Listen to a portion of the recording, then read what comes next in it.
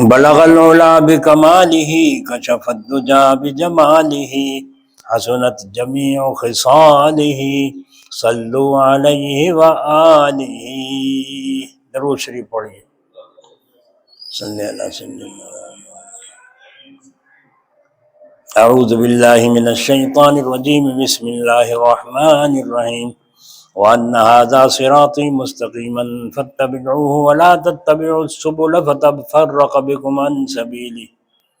ترجمہ: اور یہ میرا راستہ ہے جو سیدھا ہے، اس پر چلو، اور دوسرے رستوں پر مت چلو کہ وہ تم کو خدا کے راستے سے دور کر دیں گے۔ یہ ایک آیت کا ٹکڑا ہے۔ اس سے پہلے کی آیتوں میں اللہ تعالیٰ نے کچھ عقیدے بیان فرمائے اور کچھ کام عمل کرنے کے لیے بتلائے ہیں۔ ان کے بعد یہ آیت ارشاد فرمائی۔ اس آیت کے ترجمے سے واضح ہو گیا ہوگا کہ اس وقت کس مضمون کو بیان کرنا مقصد ہے، اور یہ بھی معلوم ہو گیا ہوگا کہ یہ کوئی نیا مضمون نہیں، بہت مرتبہ سنا ہوگا۔ اس پر شاید کسی کو شبہ پیدا ہو، جب مضمون بار بار کا سنا ہوا ہے تو اس کے بیان کرنے کی کیا ضرورت ہے؟ اس کا جواب یہ ہے کہ سننا دوسری چیز ہے، سمجھنا دوسری چیز ہے۔ ہم نے سنا تو ہے مگر سمجھا نہیں۔ خدا تعالیٰ نے کہیں کہیں اس کی شکایت بھی فرمائی ہے۔ ایک جگہ فرماتے ہیں وَلِيَتَذَكَّرَ أُولُو الْأَلْبَابِ، تاکہ سمجھدار لوگ سمجھیں۔ مسلمان علم کے حاصل کرنے کو تو ضروری سمجھتے ہیں، اور واقع وہ ہے بھی ضروری علم، لیکن اس کی جو اصل اور جڑ ہے اس کے ضروری ہونے کا خیال بھی نہیں کرتے۔ شاید بعد ہی کو اس کا خیال ہوگا، ورنہ عام طور پر اس طرف سے بالکل بے پرواہی ہے۔ اور وہ بات کچھ بہت لمبی چوڑی نہیں، بہت چھوٹی سی بات ہے، لیکن چھوٹی ظاہر ہی میں ہے، ورنہ حقیقت میں وہ بات بہت بڑی ہے۔ اور جو کچھ بھی حاصل ہوتا ہے اسی کے بدولت حاصل ہوتا ہے، اور وہ یہ ہے کہ ہم سوچا اور فکر کیا کریں، مگر مسلمان اس سے کچھ ایسے بے خبر ہیں جیسے انہوں نے اس کا سبق ہی نہیں پڑھا۔ دوسروں کی کیا شکایت کروں، خود اپنی ہی یہ حالت ہے کہ میں زبان پر تو لمبے چوڑے مضمون ہے، لیکن اپنی حالت میں سوچ اور فکر نہیں کرتے۔ اور جب میں اپنے کو مریض سمجھتا ہوں اور اپنی شکایت کرتا ہوں، تو اگر سننے والوں کی بھی شکایت کروں تو کچھ بے موقع نہیں ہے۔ ہاں، اگر میں اپنا آپ کو پاک صاف بتلاتا تو البتہ سننے والوں کا شکایت سے دل برا ہونا کچھ تعجب نہ تھا، مگر میں تو خود اپنی ہی شکایت کرتا ہوں۔ غرض ہم مسلمانوں میں اس کی بہت کمی ہے کہ ہم نے سوچ سمجھ سے کام لینا بالکل چھوڑ دیا۔ ہر شخص دیکھ لے اس نے رات دن میں سے کوئی وقت بھی سوچنے اور غور کرنے کے لیے مقرر کیا ہے؟ کوئی بھی نہیں۔ اور یہ بہت بڑی دولت ہے، غور کرنا، سوچنا۔ اکثر لوگ تو ایسے ہیں کہ انہوں نے اپنے وقتوں کو کسی کام کے لیے بھی مقرر نہیں کیا کہ یہ وقت فلاں کام کے لیے ہے، بلکہ اس کے سب کام بے ڈھنگے ہوتے ہیں۔ صبح کا کام شام پر، شام کا کام صبح پر اٹھا کے رکھ دیتے ہیں۔ میں نے ایسے لوگوں کو بھی دیکھا ہے کہ انہوں نے ایک ایک خط کو صبح شام کرتے کرتے ہفتے بھر تک ڈالے رکھا ہے۔ جیسے بعض حافظ کہا کرتے ہیں ہم نے جب سے قرآن پڑھا ہے ایک مرتبہ ختم کی بھی نوبت نہیں آئی۔ ایسے لوگ تو اس کے لیے کیا ہی وقت مقرر کرتے۔ مگر جن لوگوں نے اپنے وقتوں کو ہر کام کے لیے مقرر کر رکھا ہے، وہ بھی اپنے وقتوں کو دیکھ لیں کہ کیا کوئی وقت سوچنے اور فکر کرنے کے لیے مقرر کیا ہے؟ کھانے کا، ہگنے کا، موتنے کا، سونے کا سب ٹائم مقرر ہیں، لیکن سوچنے کا اور فکر کرنے کا کیا ان میں کوئی خانہ ہے؟ زیادہ تو کیا 5 منٹ بھی اس کے لیے مقرر نہیں کیے ہوں گے، کہیں اس کا نام و نشان بھی نہ ہوگا۔ اکثر مسلمانوں کو اس کی طرف ذرا بھی توجہ نہیں۔ اللہ تعالیٰ اسی کو فرماتے ہیں کتاب انزلناہ الیک مبارک لیدبروا آیاتہ ولیتذکر اولو الالباب، کہ ہم نے اتاری ہے تمہاری طرف مبارک کتاب تاکہ اس کی آیتوں میں غور و فکر کریں اہل عقل۔ دوسری جگہ شکایت اللہ تعالیٰ کر رہے ہیں، شکایت، اور شکایت ان سے کی جاتی ہے جن سے محبت ہوتی ہے۔ تو معلوم ہوا یہ اللہ تعالیٰ کی محبت کی نشانی ہے کہ بندوں کی شکایت کریں کہ یہ لوگ تو قرآن میں غور ہی نہیں کرتے، یا ان کے دلوں پر تالے لگ گئے ہیں جس سے غور کرنے کی طاقت ہی نہیں رہی، اور اگر غور کرنے کی عادت ڈال لیتے تو کچھ بھی دقت نہ ہوتی، کیونکہ اس کا تو اثر ہی یہ ہے کہ اس سے اللہ کی رحمت کے دروازے کھلتے چلے جاتے ہیں۔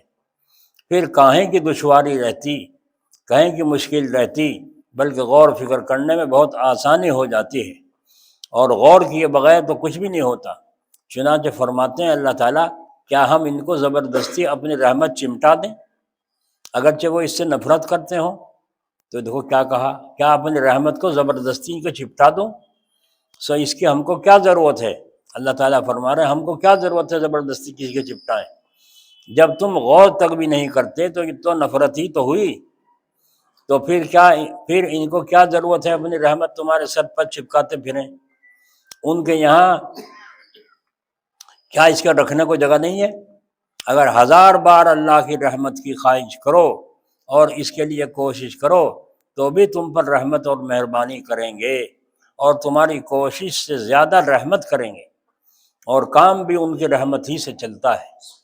اس کو یوں سمجھو کہ کسی بچے کو آپ لینا چاہیں اور لینے کو ہاتھ بڑھائیں، تو اگر بچہ اپنی بساط کے موافق دوڑے اور کوشش کرے، چاہے گر ہی پڑے، تو آپ خود دوڑ کر اس کو اٹھا لیتے ہیں، ہائے میرا چاند، تو آپ بڑھ کر اٹھا لینے سے وہ بچہ آپ تک پہنچا، ورنہ اس بچے میں اتنی طاقت نہیں ہوتی کہ وہ خود آپ تک پہنچ جائے۔ اسی طرح اللہ تعالیٰ اپنے بندے کو اپنی طرف بلاتے ہیں، اگر یہ بھی کچھ ہاتھ پیر ہلائے اور کوشش کرے تو خود اللہ تعالیٰ اس کو پکڑ کر کھینچ لیتے ہیں، اور اس کھینچ لینے کی بدولت یہ اللہ تعالیٰ تک پہنچ جاتا ہے۔ مگر جبھی تو کھینچتے ہیں جب کہ آپ بھی کوشش کریں، لیکن افسوس کہ آپ نے اس کو بالکل چھوڑ رکھا ہے، اور وہ ہر وقت رحمت کرنے کو تیار ہیں، مگر افسوس کہ ہم کچھ کوشش ہی نہیں کرتے، اور کوشش ہماری یہ ہے ہم غور و فکر کر لیا کریں۔ اس سے اللہ تعالیٰ کا بہت بڑا فضل ہوتا ہے۔ صاحبو، میں پھر کہتا ہوں کہ سوچ اور فکر اگرچہ ظاہر میں بہت چھوٹی سی بات ہے، لیکن فائدے کے اعتبار سے یہ بہت بڑی بات ہے، اور اس کے چھوڑ دینے سے ہم بہت خرابیوں میں پڑ گئے ہیں۔ کیا عجیب مضمون ہے، اللہ اکبر! اس کو اگر تشریح کے ساتھ بیان کروں، مثالیں دے دے کر بہت وقت گزر جائے۔ اسی طرح یہ مضمون جو آپ آج بیان کرنا مقصود ہے، اس کو بھی آپ نے بہت دفعہ سنا ہوگا، مگر کبھی اس میں غور کرنے سمجھنے کی نوبت نہیں آئی، اس لیے آج سمجھانے کے لیے اس کو اختیار کیا گیا ہے۔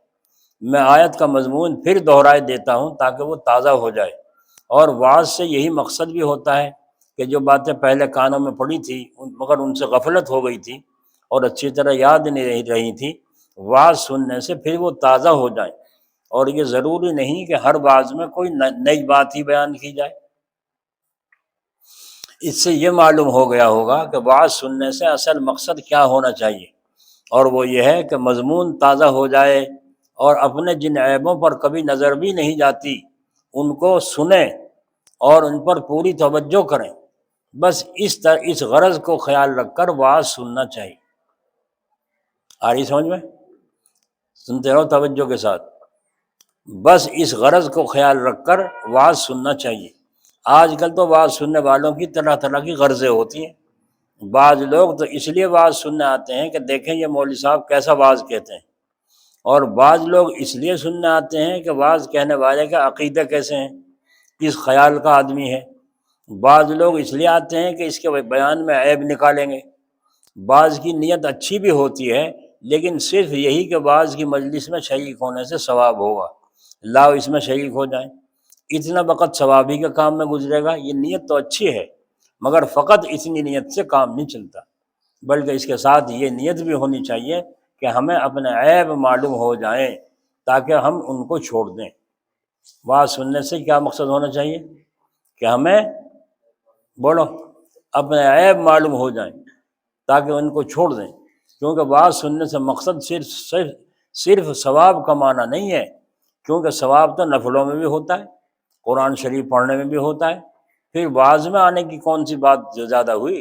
تو یاد رکھو وعظ کی اصل غرض یہی ہے کہ اپنے چھپے ہوئے عیبوں کی خبر ہو جائے تاکہ ان سے ہم بچ سکیں۔ یہ مقصد ہے وعظ سننے کا۔ غرض یہ ہے کہ اللہ تعالیٰ ایک جگہ فرماتے ہیں میرے اس سیدھے راستے پر چلو اور دوسرے رستوں پر نہ ہولو، کیونکہ وہ تم کو خدا کے راستے سے جدا کر دیں گے۔ ہائے ہائے کیا بات کہی!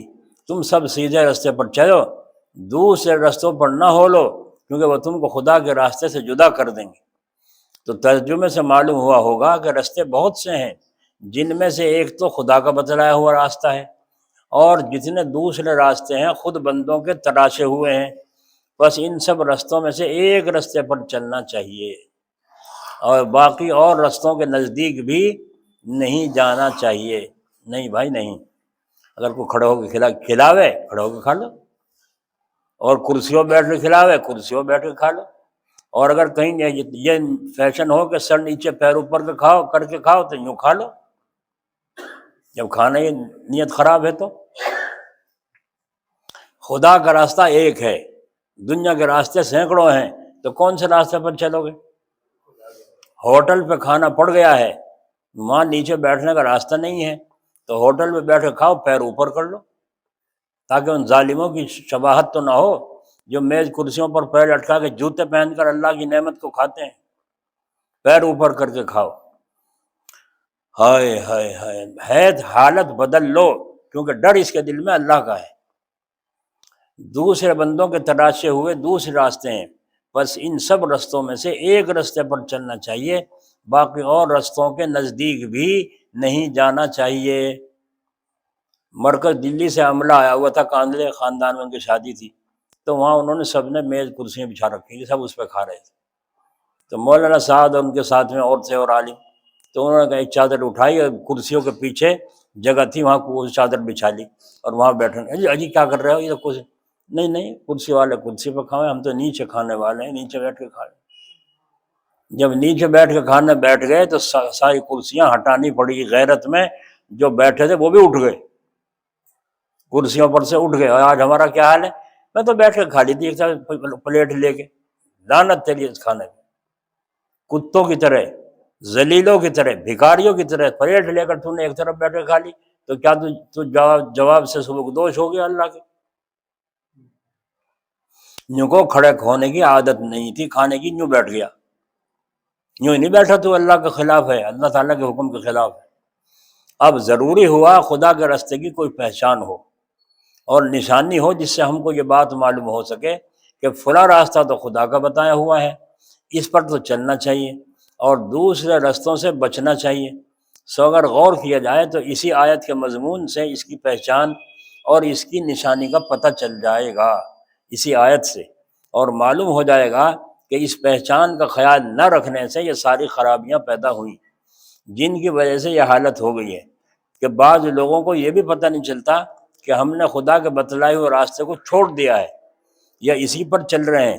چنانچہ اس آیت سے پہلے اللہ تعالیٰ فرماتے ہیں، اے نبی علیہ السلام آپ فرما دیجئے کہ آؤ میں تم کو خدا کے احکام بتلاؤں۔ تو اس سے معلوم ہو گیا کہ خدا کے راستے کی یہ پہچان ہے کہ جس بات کو حضور صلی اللہ علیہ وسلم فرمائیں اور پڑھ کر سناویں وہ خدا کا بتلایا ہوا راستہ ہے۔ کیوں کہ حضور جو کچھ فرماتے ہیں وہ وحی ہوتا ہے، حضور جو کچھ فرماتے ہیں وہ کیا ہوتا ہے؟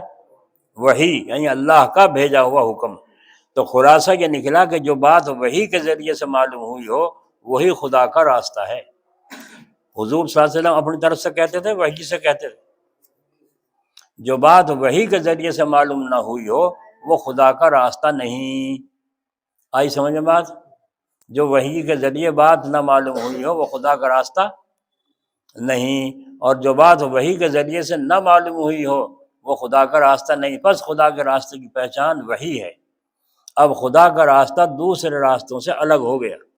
اس مضمون کو بھی مسلمانوں نے بہت دفعہ سنا ہوگا، لیکن مسلمانوں کے برتاؤ سے معلوم ہوتا ہے کہ انہوں نے اس کو نہ تو سمجھا اور نہ اس میں غور کیا، کیونکہ بعض لوگوں کے دل میں تو وحی کی بالکل ہی وقت اور بڑائی نہیں ہے، اور بعض کے دل میں اللہ کی وحی کی بڑائی تو ہے مگر سمجھتے نہیں کہ وحی کی حقیقت کیا ہے۔ اس وقت مسلمانوں میں بہت سے فرقے ہیں، مگر سب میں یہ بیماری موجود ہے کہ وحی کی پہچان سے کام نہیں لیتے۔ بعضے تو یہ غلطی کرتے ہیں کہ خدا کے احکام کے معنی بدل دیتے ہیں اور ان میں ایک وجہ نکالتے ہیں کہ اس حکم کی یہ وجہ ہے، اس حکم کی یہ وجہ ہے، اور اب یہ وجہ موجود نہیں اس لیے حکم بھی موجود نہیں۔ یوں کرتے ہیں یہ لوگ۔ مجھے اس پر ایک حکایت یاد آئی کہ دوسرے ملک کے ایک دیہاتی نے ریل کا سفر کیا، دوسرے ملک کے ایک دیہاتی نے یہاں ہندوستان میں ریل کا سفر کیا، 1 من بورا اپنے ساتھ لیا۔ جب اسٹیشن پر پہنچا تو ریلوے ملازموں نے ٹکٹ کے ساتھ سامان کی اسباب کی بلٹی بھی مانگی۔ اس نے بلٹی کی جگہ بھی اپنے اسی ٹکٹ کی طرف اشارہ کر دیا کہ یار، ریلوے ملازم نے اس کو سمجھانے کے لیے کہا تمہارا سامان 15 سیر سے زیادہ ہے، اور 15 سیر سے زیادہ سامان بغیر محصول دیے نہیں لے جا سکتے، کیونکہ ریلوے قانون یہی ہے، اس لیے ایک بلٹی اس اسباب کی بھی ہونی چاہیے۔ تو یہ سن کر وہ دیہاتی کہتا ہے 15 سیر سے یہ خالص وزن مراد نہیں ہے، مگر اتنا وزن مراد ہے جس کو ایک آدمی اٹھا سکے، اور چونکہ ہندوستانی لوگ 15 سیر ہی اٹھا سکتے ہیں، اس لیے یہ خاص وزن لکھ دیا ہے، اور ہم لوگ 1 من اٹھا سکتے ہیں، اس لیے ہمارے 1 من کے لیے وہی قانون ہوگا جو تمہارے 15 سیر کے لیے۔ دیکھو کیا سبق پڑھا رہا ہے، گھڑ لیا نہیں گھڑ لیا۔ لیکن اللہ اکبر، حضرت تھانوی رحمۃ اللہ علیہ، اللہ ان کی قبر پہ رحمت فرمائے، کسی نے گنے باندھ دیے اور وہ گنے لے کر وہاں ریل کے اسٹیشن پر پہنچے تو حضرت نے فرمایا جاؤ اس کا وزن کراؤ، گنوں کا وزن کراؤ، اور وزن کرا کے اس کا ٹکٹ بنواؤ۔ جب وہ گنے اٹھانے لگے تو ٹی ٹی نے کہا کہاں لے جا رہے ہو؟ کہا وزن کرانے کے لیے۔ کیوں؟ یہ ہیں کتنے سے گنے، رکھو اسے۔ کہنے وہ نہیں ماننے کے ہمارے گرو، نہیں ماننے کے۔ وہ آیا حضرت کیا بات ہوئی؟ فرمایا ان کا وزن کر کے جتنے بیٹھتے ہیں اس کا ٹکٹ لو، ہم سے پیسے لو۔ اس نے کہا کہ حضرت میں آپ کے ساتھ چل رہا ہوں، کوئی آپ کو روک ٹوک نہیں کرے گا، بے فکر ہو کے چلیے۔ حضرت نے فرمایا تم کہاں تک جاؤ گے؟ فرمایا فلاں جگہ تک۔ فرمایا پھر مجھے اور اس سے آگے جانا ہے؟ تو فرمایا وہاں میں دوسرے ٹی ٹی سے کہہ دوں گا، وہ بھی آپ کو کچھ نہیں کہے گا، تو آپ کے گنے یہیں چلے جائیں گے۔ فرمایا پھر وہ کہاں تک جائے گا؟ وہ کانپور تک جائے گا۔ فرمایا پھر مجھے کانپور سے آگے جانا ہے؟ کہا آپ کانپور ہی تو رہتے ہیں، آپ کہاں جائیں گے؟ تو آپ نے فرمایا نہیں، مجھے اس دنیا کو چھوڑ کر آخرت میں جانا ہے۔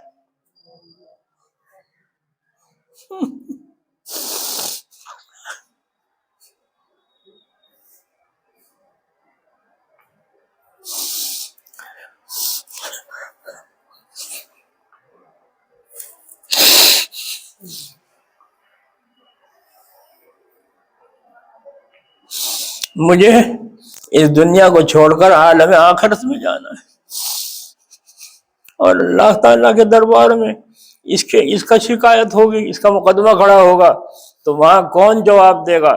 وہ ٹی ٹی ہاتھ جوڑ کے کھڑا ہو گیا، جی یہ تو میرے بس کا نہیں۔ فرمایا جب بس کا نہیں تو ٹکٹ کیوں نہیں ہونے دے رہے، وزن کیوں نہیں ہونے دے رہے آپ؟ یہ حالت دیکھ کر وہ ٹی ٹی مسلمان ہو گیا۔ دیکھا آپ نے؟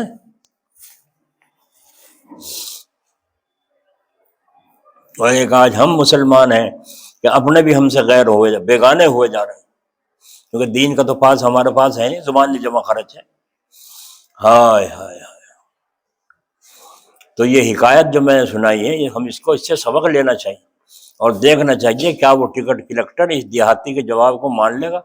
ہرگز نہیں، بلکہ اس کا ہاتھ پکڑ کر پولیس کے حوالے کر دے گا۔ تو جیسا اس دیہاتی نے قانون کا غلط مطلب نکالا اور اس کو بدلنا چاہا کہ ہندوستانی 15 سیر ہی اٹھا سکتے ہیں، ہم 1 من اٹھا سکتے ہیں، ہم دوسرے ملک کے بہادر آدمی ہیں، وہاں ہمارے لیے یہ قانون نہیں ہے۔ اسی طرح قرآن کا غلط مطلب نکالتے ہیں اور زور دے کر کہا جاتا ہے کہ قرآن کا یہی مطلب ہے، حالانکہ وہ مطلب نہ تو حضور نے سمجھایا، نہ صحابہ نے سمجھایا، نہ اللہ تعالیٰ نے بتایا، پھر وہ مطلب کیسے صحیح ہو سکتا ہے؟ صاحبو، وہ مطلب ایسا ہی ہوتا ہے جیسے اس دیہاتی نے قانون کا مطلب بیان کیا تھا، حالانکہ ظاہر میں اس کا مطلب بیان کرنا جی کو لگتا بھی ہے کہ بھائی بات تو صحیح سی کہہ رہا ہے، یہ تو بڑے 1 من اٹھا لے گا، بہادر آدمی ہے۔ اگر کسی آدمی کو قانون کا پورا علم نہ ہو تو وہ اس کو سن کر یقین کر لے گا۔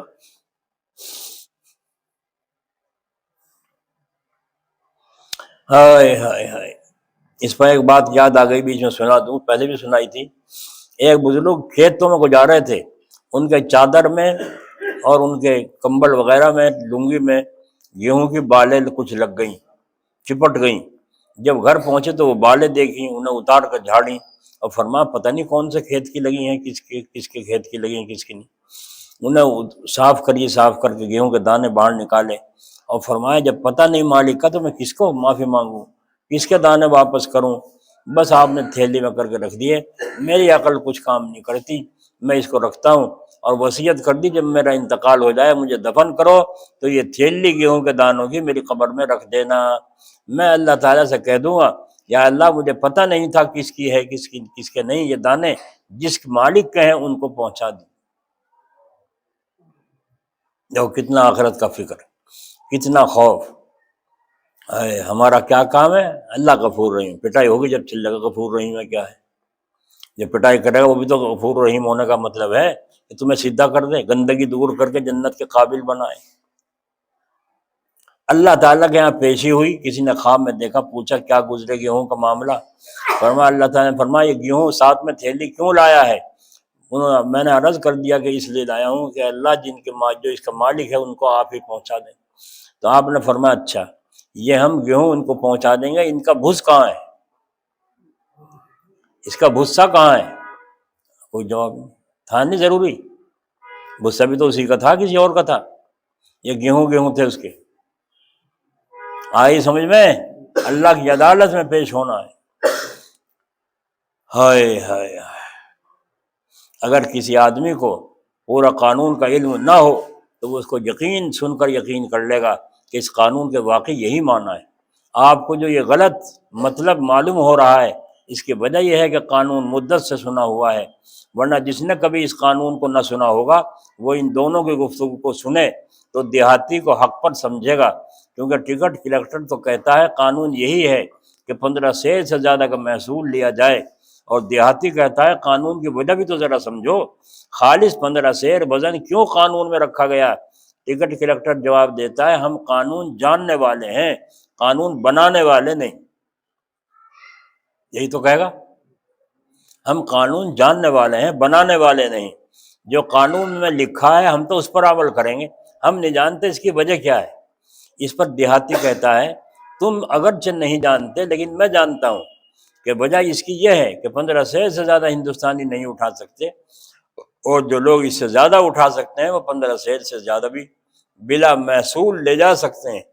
تو اس دیہاتی کی تقریر کی چمک دمک دیکھ کر ناواقف آدمی خیال یہی کرے گا کہ یہ دیہاتی قانون کو خوب سمجھتا ہے، اور ٹکٹ کلیکٹر کا عاجزانہ جواب دیکھ کر یہ سمجھے گا یہ ویسے زبردستی دکھا رہا ہے، حالانکہ قانون جاننے والا آدمی جانتا ہے کہ قانون وہی ہے جو ٹکٹ کلیکٹر کہہ رہا ہے، اس لیے وہ ٹکٹ کلیکٹر کے جوابوں کو صحیح سمجھتا ہے اور اس دیہاتی کے کلام کو غلط سمجھتا ہے جو سمجھدار ہے۔ یہی حالت ان لوگوں کی ہے جنہوں نے بچپن سے کبھی شریعت کے احکام نہیں سنے اور ہوش سنبھال کر انہوں نے ایک عالم اور ایک جاہل کی گفتگو سنی۔ عالم کہتا ہے شریعت کا قانون یہ ہے اور جاہل اس کی وجہ دریافت کر رہا ہے، جس کے جواب میں عالم یہ کہہ کر گفتگو ختم کر دیتا ہے کہ ہم قانون جاننے والے ہیں، قانون بنانے والے نہیں۔ بنانے والے اللہ تعالیٰ ہیں، وجہ اللہ تعالیٰ ہی کو معلوم ہے، ہم وجہ بتلانے کے ذمہ دار نہیں۔ اور جاہل عقل کے دعوے بگاڑتا ہے اور کہتا ہے میں اس کی وجہ جانتا ہوں، اور اپنی طرف سے کوئی وجہ تلاش کر خدائی قانون کے معنی بدل دیتا ہے، جس طرح اس دیہاتی نے ریلوے قانون کے معنی بدل دیے تھے۔ تو صاحبو اس کی کیا وجہ ہے کہ اس گنوار کے قصے میں تو اس کو آپ ناحق اور ٹکٹ کلیکٹر کو حق پر کہتے ہو، اور جاہل کی گفتگو میں عالم کو کہا جاتا ہے کہ یہ عالم زبردستی کر رہا ہے۔ اگر ان دونوں میں کوئی فرق ہے تو ہمیں بتائیے۔ کچھ بھی فرق نہیں۔ ہاں یہ فرق تو ضرور ہے کہ خدا کے حکموں کی تو کچھ بڑائی دل میں نہیں، اور دنیا کے بادشاہوں کے احکام کی دل میں بڑائی ہے۔ یہ ہے وجہ،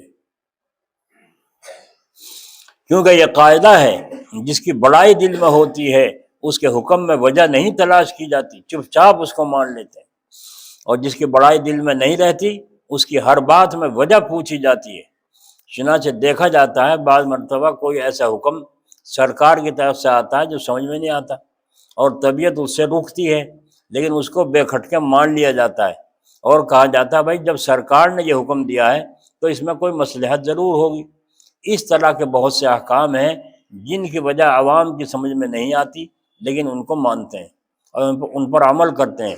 مثلاً اگر 1 روپے کا عدالتی ٹکٹ لگا کر ڈاک میں بھیج دیا جائے تو لفافہ بے رنگ ہو جاوے گا، اور ڈاک خانے کا 2 پیسے کا ٹکٹ لگا دیں تو بے رنگ نہیں ہوگا۔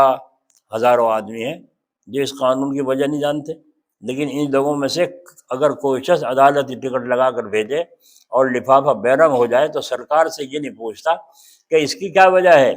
1 روپے کے ٹکٹ میں لگانے میں لفافہ بے رنگ ہو گیا اور 2 پیسے کے ٹکٹ میں بے رنگ کیوں نہیں ہوا؟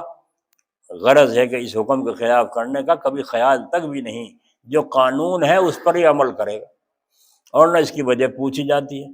اور لیکن اگر ایک دوست کوئی حکم کرے یا کسی کام میں رائے دے تو اس میں سینکڑوں عیب نکال دیتے ہیں۔ وجہ اس کی یہی ہے کہ سرکار کی تو بڑائی دل میں ہے، اور دوست چونکہ آپ کے برابر کا ہے اس لیے اس کی بڑائی دل میں نہیں۔ سمجھ میں آ رہی ہے بات؟ ہے یہی نہیں؟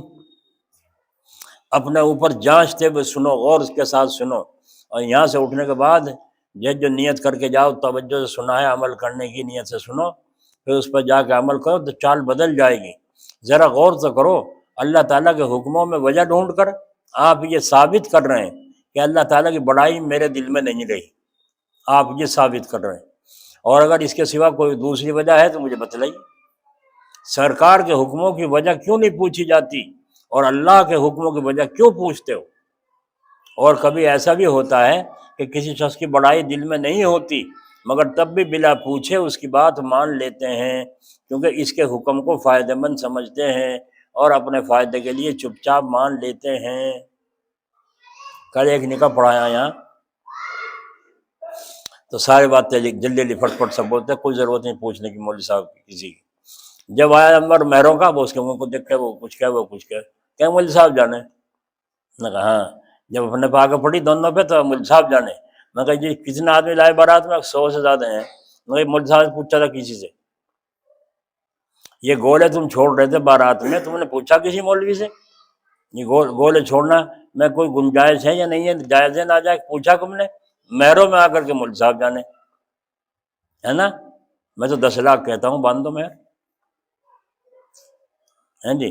یہ حالت آج ہماری ہے کہ اللہ کے قانون کی بڑائی دل میں نہیں۔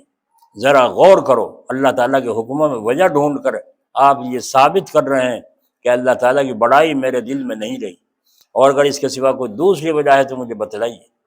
مثلاً ایک آدمی کسی حکیم کے پاس گیا اور جا کر نبض دکھلائی اور اپنا سب حال کہہ کر نسخہ لکھوایا، تو اس موقع پر آپ نے کسی کو نہ دیکھا ہوگا کہ اس نے حکیم سے یہ پوچھا ہو کہ آپ نے نسخے میں فلاں فلاں دوا کس واسطے لکھی ہے، یا اس کے ساتھ الجھنے لگا ہو کہ یہ دوا اتنی کیوں لکھی آپ نے، اتنے ماشے اتنی گرام کیوں لکھی، یا یہ اتنی کیوں لکھی۔ خدا کی قسم کسی کو اس کا خیال تک بھی نہیں ہوتا، اور اگر ہوتا ہے تو زبان سے کبھی نہیں کہتے، کیونکہ جانتے ہیں کہ یہ دوائیاں ہمارے ہی فائدے کے لیے ہے، اس لیے اس نے لکھا ہے۔ ایسا نہ ہو ہماری وجہ دریافت کرنے سے حکیم جی خفا ہو کر ہمیں ہی نکال دے اور نسخہ چھین لے۔ صحیح ہے بات غلط ہے؟ ایک آدمی آیا ایک دن، میں نے تعویذ دیا پینے کا، تو کہنا جی باندھنے کا نہیں دیتے، میں نے کہا نہیں، کہنے کہ باندھنے کا بھی دے دو، میں نے کہا یہ لاؤ واپس، میں نے لے کر رکھ لیا گلے میں باندھنے کا، جاؤ کہ یہ بھی دے دو، میں کیوں ستے ساتھ چلوں، تیری ساتھ چلوں گا، جب میں نے پینے کا دیا تو تجھے چپ چاپ لے کے جانا چاہیے تھا، یوں کیوں کہا تو نے گلے کا دے دو؟ اور میں نے کہا گلے کا دے دے، میں نے کہا نہیں، تو پھر تجھے کیا ضرورت ہے یہ گلے کا بھی دے دو، تو ایک گلے کا بھی دے دو، پھر یوں کہ ایک پیر کا بھی دے دو، بس میں تو تیرے پیچھے ہو لیا، تو تم نے اپنی چلائی کیوں؟ تو ڈر لگتا ہے حکیم جی ایسا نہ ہو پرچائی لے کے چھین کے پھاڑ دیں اور ہم مجھے نکال دیں یہاں سے، کیوں نہیں پوچھے گا دوائیوں میں۔ تو صاحبو اگر خدا کے حکموں کی قدر بھی دلوں میں نہ ہو تب بھی اسی لیے ان کو مان لو کہ وہ تمہارے ہی فائدے کے لیے مقرر کیے گئے ہیں۔ وہ قانون اللہ نے جو مقرر کیے ہیں، جیسے حکیم جی نے دوائیں لکھی ہیں تمہارے فائدے کے لیے، تو ایسا نہ ہو کہ تمہاری بے پرواہی سے اللہ تعالیٰ خفا ہو جائیں اور تم پر کوئی مصیبت آ پڑے۔ تو اگر خداوندی حکموں کی قدر سرکار کے حکموں کے برابر نہیں ہے تو کم از کم ان کے ساتھ وہی برتاؤ کیا ہوتا جو حکیم کے ساتھ کرتے ہو۔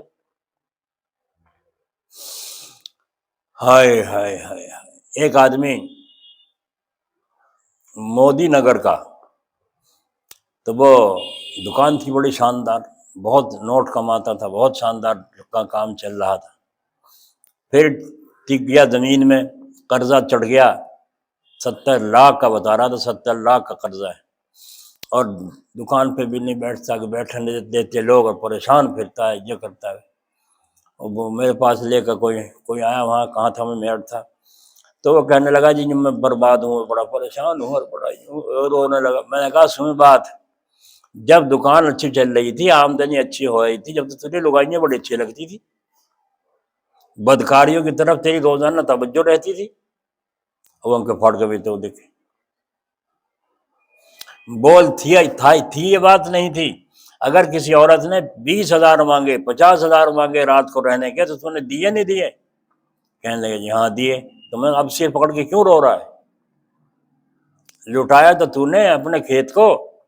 حدیث شریف میں فرمایا جناب رسول اللہ صلی اللہ علیہ وسلم نے، الزنا یوزن الفقر، کہ زنا کاری سے، بدکاری کی طرف جو آدمی توجہ کرے گا، اس کی طرف فقر و فاقہ، غربت آنی شروع ہو جائے گی۔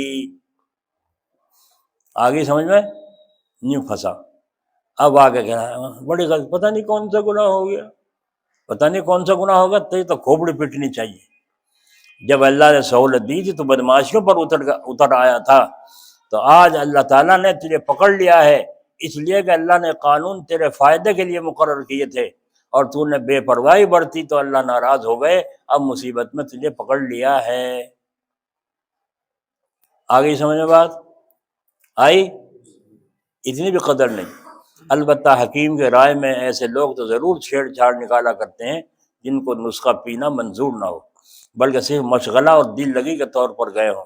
میں لوگوں کے حالات دیکھتا ہوں تو مجھے معلوم ہوتا ہے کہ اکثر وہی لوگ وجہ ڈھونڈا کرتے ہیں جن کو کچھ کرنا نہیں ہوتا، اور جن کا ارادہ عمل کرنے کا ہوتا ہے، وہ اگر پوچھتے ہیں تو یہ پوچھتے ہیں جی نماز میں فرض کتنے ہیں، واجب کتنے ہیں، کیونکہ ان کو یہ فکر لگی ہوتی ہے کہ نہ جاننے سے کوئی ایسی بات نہ ہو جائے جس سے ہماری نماز ہی جاتی رہے۔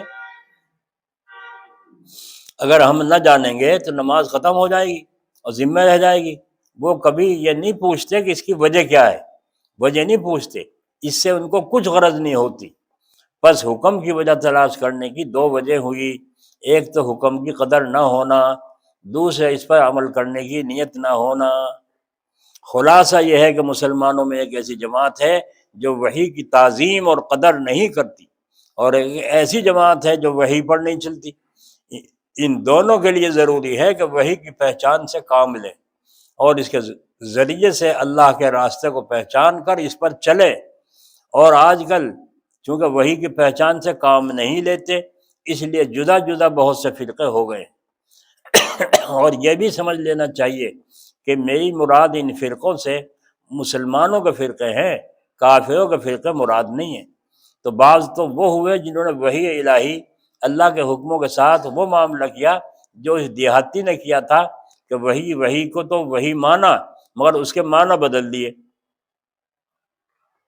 اور بعض لوگ وحی کو مانتے بھی ہیں اور اس کی حقیقت کو بھی کچھ سمجھتے ہیں، لیکن اتنی غلطی کرتے ہیں کہ فقط قرآن ہی کو وحی سمجھتے ہیں، فقہ اور حدیث کو دوسری چیز سمجھتے ہیں، وحی نہیں سمجھتے، حالانکہ حدیث اور فقہ بھی وحی میں داخل ہے۔ بس ان لوگوں نے بعض کو تو مانا اور بعض کو نہیں مانا۔ یہ نفس کی چال ہے جس کی وجہ سے حدیث اور فقہ کے وحی ہونے کا انکار کرتے ہیں، اور نفس کا مکر ایسی بری بلا ہے کہ اس سے بچنے کی بہت کوشش کی جائے تب بھی بالکل دفع نہیں ہوتا۔ نفس کا مکر اتنی بری بلا ہے تو جس آدمی نے اس سے بچنے کی کوشش ہی نہ کی ہو، بتاؤ وہ کیسے بچ سکتا ہے؟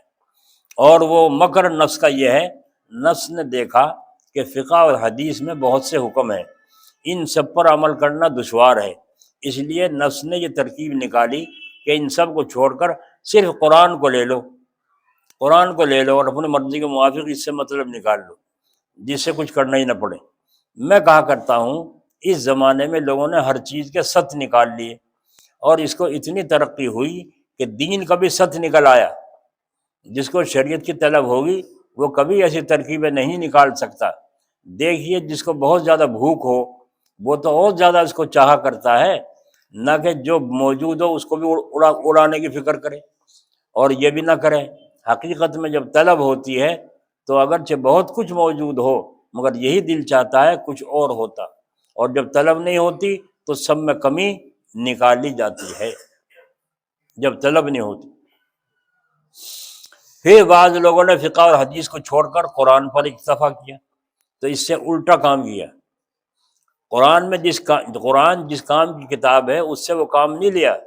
چنانچہ ایک صاحب مجھ سے ملے، کہنے لگے کہ ڈاکٹری تحقیق سے یہ بات ثابت ہے کہ انسان کی منی کے اندر کچھ کیڑے ہوتے ہیں۔ مجھے مدت سے خیال تھا کہ قرآن کی آیت سے بھی یہ بات نکل آئے تو اچھا ہے۔ چنانچہ ایک روز میں قرآن پڑھ رہا تھا، اس میں یہ آیت نکلی، خلق الانسان من علق۔ ترجمہ پیدا کیا ہے انسان کو علق سے، اور علق جونک کو کہتے ہیں۔ تو مجھے بہت خوشی ہوئی کہ قرآن سے بھی منی میں کیڑے ثابت ہو گئے۔ بھلا خیال تو فرمائیے، اس آیت میں کہیں یہ معنی ہے؟ بس اندھا دھند جو چاہ ہانک دیا۔ پھر کہاں کیڑے اور کہاں ڈاکٹری کی تحقیق، کہاں قرآن شریف۔ اس کی تو بالکل ایسی مثال ہے کہ کوئی آدمی طب کی کتابوں میں کپڑا بننے کی ترکیب ڈھونڈنے لگے، یا طب کی کتابوں میں حدیث ڈھونڈنے لگے۔ چنانچہ ایک صاحب نے ایسا کیا کہ میرے پاس طب کی کتاب لائے اور کہنے لگے آپ بسم اللہ کی رسم کو منع کرتے ہیں، حالانکہ اس کتاب میں لکھا ہوا ہے کہ حضور صلی اللہ علیہ وسلم نے حضرت حسین یا حضرت حسن، ان دونوں میں سے ایک کا 4 سال 4 مہینے 4 دن کی عمر میں مکتب کرایا اور لوگوں کو جمع کیا۔ یہ بیوقوفی تو دیکھیے، کہاں طب کی کتاب اور کہاں حدیث کی کتاب دیکھنی چاہیے۔ یہ حدیث کی کتابوں میں صاحبوں جس علم کی کتاب، اس علم کی باتیں اس میں تلاش کرنی چاہیے۔ طب کی کتابوں میں بیماریوں کے علاج دیکھو اور حدیث کی کتابوں میں حدیث دیکھو۔ اب دیکھ لیا جائے قرآن شریف کس علم کی کتاب ہے، تو قرآن طب کی کتاب نہیں ہے کہ اس میں بخار کھانسی کے نسخے قرآن کریم کے اندر ملے۔ قرآن شریف تو روحانی طب کی کتاب ہے، اس میں روح کی بیماریوں کا علاج ہے۔ بس جیسے طب کی کتابوں میں کھیتی باڑی کی ترکیبیں نہیں لکھی جاتی بلکہ اس میں تو بدن کی بیماریوں کے علاج لکھے ہیں، تو قرآن شریف میں بھی روح کی بیماریوں کے علاج لکھے ہیں، اور دوسرے اسی طرح علموں کی باتیں اس میں نہیں ہیں۔ بس ان کو اس میں تلاش کرنا، قرآن میں تلاش کرنا بیکار ہے۔ اور اگر دوسری چیز کا بھی اس میں ذکر آیا بھی ہے تو وہ بھی روح کی بیماری دفع کرنے کے لیے ہے، اور ہم اس پر فخر کرتے ہیں کہ اللہ کے قرآن میں دوسری قسم کی چیزوں کا ذکر نہیں، کیونکہ کسی طب کی کتاب میں جوتے بنانے کی ترکیب نہ ہونا اس کتاب کی خوبی ہے۔ مسلمانوں، اللہ کی قسم، یہ قرآن کی بڑی بھاری خوبی ہے کہ اس میں یہ خرافات نہیں ہیں، اور نہ قرآن کو اس کی کچھ ضرورت ہے زبردستی اس میں خرافات کو ٹھونسا جائے۔ اگر قرآن میں یہ سب خرافات ہوتے تو قرآن روحانی طب کی کتاب نہ ہوتی۔ بس یہ کوشش کرنا کہ منی کے اندر کیڑے ہونا قرآن سے ثابت ہو جائے، یہ تو قرآن کے اندر نقصان نکالنا ہے۔ میں کہتا ہوں اگر علق کے معنی جونک کے ہیں جو کہ ان ڈاکٹر صاحب نے فرمائے ہیں، تو کیا بجائے اس کو نہ حضور نے سمجھا، نہ ابو بکر نے، نہ دوسرے صحابہ نے، نہ بعد کے ان کے بزرگوں نے سمجھا۔ اگر کہا جائے کہ صحیح معنی آج معلوم ہوئے، پہلے کسی کو معلوم نہیں ہوئے تھے، تو اس میں اول تو یہ خرابی ہے۔ اگر کوئی کافر تم سے کہے کہ تمہارا قرآن اترا تھا محمد صلی اللہ علیہ وسلم پر اور پڑھا تھا تمام صحابہ نے لیکن سمجھا ہم نے، کوئی کافر کہنے لگے، تو تم کیا جواب دو گے؟ اگر قرآن میں ایسی گنجائش سمجھتے ہو کہ اس میں ہر چیز کو گھسوڑ دیا جائے، تو پھر اپنے کو اور اپنے رشتہ داروں کو بھی اس میں داخل کر دو۔ جیسے مشہور ہے کسی گاؤں میں 3 چودھری تھے ایک کا نام تھا ابراہیم، کیا، دوسرے کا موسیٰ، اور تیسرے کا عیسیٰ۔ یہ 3 چودھری تھے۔ امام صاحب نے نماز میں پڑھی سبح اسما سورت، جس کے آخر میں صحف ابراہیم و موسیٰ، تو عیسیٰ چودھری سلام پھیر کے خفا ہو گئے کہ ان دونوں کا نام تو پڑھ دیا، میرا نام نہیں پڑھا، میں تنخواہ نہیں دینے کا، بھاگ جائے یہاں سے۔ امام صاحب نے کہا وہ کل کو آئے گا تمہارا نام۔ امام صاحب نے پھر اگلے دن پھر وہی صورت پڑھی، اور اس میں پڑھا صحف ابراہیم و موسیٰ کے بعد عیسیٰ بھی بڑھا دیا۔ دیکھا آپ نے؟ اللہ بچاوے ایسی جہالت سے۔ یہی ہے نا آج کل، یوں ٹھونسے ہیں لوگ اس میں قرآن میں۔ ایک صاحب نے اعتراض کیا داڑھی رکھانے کا واجب ہونا قرآن شریف سے ثابت نہیں۔ تو دوسرے صاحب فرماتے ہیں میں قرآن سے ثابت کرتا ہوں۔ دیکھیے قرآن شریف میں ہے کہ حضرت ہارون علیہ السلام نے حضرت موسیٰ علیہ السلام سے کہا میری داڑھی مت پکڑیے، تو اگر حضرت ہارون علیہ السلام کی داڑھی نہ تھی تو حضرت موسیٰ علیہ السلام نے کیسے اس کو پکڑ لیا؟ اس جواب کو سن کر وہ اعتراض کرنے والے چپ ہو گئے کہ واقعی قرآن میں ذکر ہے۔ حالانکہ اس جواب سے صرف اتنی بات معلوم ہوئی کہ حضرت ہارون علیہ السلام کے داڑھی تھی، یہ تو نہیں معلوم ہوا کہ داڑھی کا رکھنا واجب ہے کہ نہیں ہے۔ یہ کہاں معلوم ہوا ہے نا کہ بھائی معلوم ہو گیا، مسئلہ تو معلوم نہ رکھو نہ رکھو ان کے تھی، تم رکھو نہ رکھو۔ تو داڑھی رکھانے کے متعلق تحقیقی جواب میں عرض کرتا ہوں، تحقیقی جواب، لیکن اول یہ سمجھ لینا چاہیے وہ جواب بالکل پھیکا اور سیدھا سادہ ہوگا، کیونکہ تحقیقی بات ہمیشہ بے مزہ ہوتی ہے۔ دیکھیے غالب اور مومن خاں کے اشعاروں میں کیا کچھ لطف آتا ہے کہ لوگ لوٹنے لگتے ہیں، اور حکیم محمود خاں کے نسخے کو سن کر کسی کو بھی حال نہیں آتا، لیکن شعر کارآمد نہیں اور حکیم محمود خاں کا نسخہ کارآمد ہے۔ بولو اشعار کارآمد ہیں، سن کے واہ واہ ہو گئی، بات ختم، اور نسخہ تندرستی دے گا، تو نسخے کو سن کر کسی کو بھی حال نہیں آتا، لیکن شعر کارآمد نہیں اور حکیم محمود خاں کا نسخہ کارآمد ہے، جس سے بیماری دفع ہوتی ہے، تندرستی حاصل ہوتی ہے۔ غرض وہ تحقیقی جواب یہ ہے ہمارے ذمے یہ ضروری نہیں ہے کہ داڑھی رکھنے کے واجب ہونے کو قرآن سے ثابت کریں، یہ واجب ہمارے ذمے نہیں ہے، بلکہ حدیث اور فقہ سے ثابت کر دینا کافی ہے، کیونکہ یہ بھی تو وحی کے اندر داخل ہے۔ بس جب کسی حکم کی بابت یہ کہا جاتا ہے کہ فلاں حکم شریعت سے ثابت ہے، تو اس کے معنی یہ ہوتے ہیں کہ یہ حکم قرآن یا حدیث یا فقہ ان تینوں میں سے کسی ایک سے ثابت ہے۔ ہاں اگر کسی ایک سے بھی ثابت نہ ہو تو بے شک وہ حکم شریعت کا نہ ہوگا۔ اس کی ایسی مثال ہے، ایک آدمی نے عدالت میں جا کر کسی دوسرے آدمی پر دعویٰ کیا، عدالت نے اس سے گواہ طلب کیے، اس نے قانون کے موافق گواہ پیش کر دیے جن پر کسی قسم کی جرح نہیں ہو سکتی، تو کیا اس کے بعد مدعا علیہ کو یہ حق حاصل ہے کہ وہ یوں کہہ سکے میں ان گواہوں کی گواہی نہیں مانتا؟ مدعا علیہ کو جس پر دعویٰ کیا گیا ہے، کیا وہ یوں کہہ سکتا ہے عدالت میں کہ میں ان گواہوں کی گواہی نہیں مانتا؟ ہاں اگر جج صاحب خود گواہی دے اس بات کی تو میں مان لوں گا، اور اگر وہ ایسا کہے تو بتلائیے عدالت اس کو کیا جواب دے گی؟ یہی کہ یا ان گواہوں میں جرح کرو یا دعوے کو مانو، نہیں کہے گی عدالت تو بھائی ارے بتاؤ نا، یہ بھی نہیں جانتے تو اللہ میں بھیج رہا عدالت میں مسلمانوں کو تاکہ پتہ چلے۔ اسی طرح کسی کو یہ کہنے کا حق نہیں کہ میں فلاں حکم کو قرآن ہی سے مانوں گا، جسے وہ کہہ رہا ہے جرح کرنے، میں ان گواہوں کو نہیں مانتا، ہاں جج صاحب اگر خود گواہی دیں تو مان لوں گا۔ اسی طرح کسی کو کہنے کا حق نہیں کہ میں فلاں حکم کو قرآن ہی سے مانوں گا، حدیث فقہ سے نہیں مانوں گا۔ خوب سمجھ لو، قرآن ہی سے یہ بات ہر بات کے ثابت کرنے کی کوشش کرنا سخت مشکل میں پڑنا ہے۔ اس کی کیا ضرورت ہے؟ کیونکہ حدیث فقہ بھی تو قرآن ہی کے حکم میں ہے۔ ایک جماعت نے تو وحی کی پیروی کو ایسا چھوڑا کہ وہ کفر تک پہنچ گئے، دوسرے فرقے نے اس میں زیادتی کے ساتھ ایسی پیروی کی کہ حد سے آگے بڑھ گئے اور بدعتوں میں پھنس گئے، یعنی وہ اپنی رسموں کو بھی عبادت سمجھنے لگے، اور وہ رسمیں اگرچہ جائز بھی ہوں لیکن ان کو عبادت سمجھنا سخت غلطی ہے، کیونکہ عبادت وہ ہے جس پر ثواب کا وعدہ ہو، اور ان رسموں میں نہ ثواب کا وعدہ کسی حدیث میں ہے نہ کسی آیت میں ہے۔ غرضے کہ اس وقت دو مرض ہندوستان میں کثرت سے ہیں کہ بعض تو حدیث فقہ کو وہی نہیں سمجھتے اور یہ بددینی ہے، اور بعض لوگ زیادتی کرتے ہیں، قرآن و حدیث اور فقہ کے سوا بھی اور چیزوں کو وحی میں داخل کر لیتے ہیں جو کہ بدعت ہے۔ حضور اکرم صلی اللہ علیہ وسلم کی امت میں دو فرقے ہیں جن کی عزت لوگوں کے دلوں میں ہے۔ وہ اس کی ایک تو امیروں کا فرقہ ہے، امیروں کی زیادہ قدر کرتے ہیں، دوسرا فقیروں کا فرقہ۔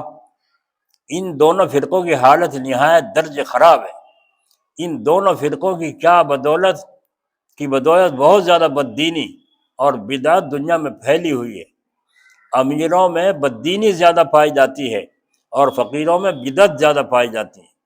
اگرچہ تیسرا فرقہ عالموں کا بھی ہے، لیکن ان سے گمراہی نہیں پھیلتی، عالموں سے گمراہی نہیں پھیلتی، کیونکہ جہاں تک دیکھا جاتا ہے عالموں کا دوسروں پر اثر کم ہے۔ عالموں کا دوسروں پر اثر کون ماننا ہے مولویوں کو؟ بس ان کی وجہ سے ایسی خرابی نہیں پڑ سکتی۔ اور جن عالموں کا دوسروں پر کچھ اثر ہوتا بھی ہے تو وہ ان کی بزرگی اور درویشی کے خیال سے ہے، بزرگی کے خیال سے اثر ہے۔ صرف عالم ہونے کی حیثیت سے کسی عالم کا کچھ اثر نہیں، بلکہ جو لوگ صرف عالم سمجھے جاتے ہیں ان کی تو یہ حالت ہے، اگر عوام دنیا داروں کو ذلیل ہی نہ سمجھیں، تو غنیمت ہے۔ اور اگر کسی عالم کے بزرگ نہ سمجھے جانے پر بھی اس کی عزت ہو، کسی عالم کو بزرگ نہ سمجھے جانے پر بھی کسی عالم کی عزت ہو اور دوسروں پر اس کا کچھ اثر ہو، تو اس کی وجہ یہ ہوتی ہے کہ وہ دنیا کے اعتبار سے بھی عزت دار ہوتا ہے، وہ عالم یوں لوگ قدر کرتے ہیں۔ غرض صرف عالم ہونے کی وجہ سے کسی عالم کا دوسروں پر کچھ اثر ہو تو اس کی وجہ یہ ہوتی ہے کہ وہ دنیا کے اعتبار سے بھی عزت دار ہوتا ہے۔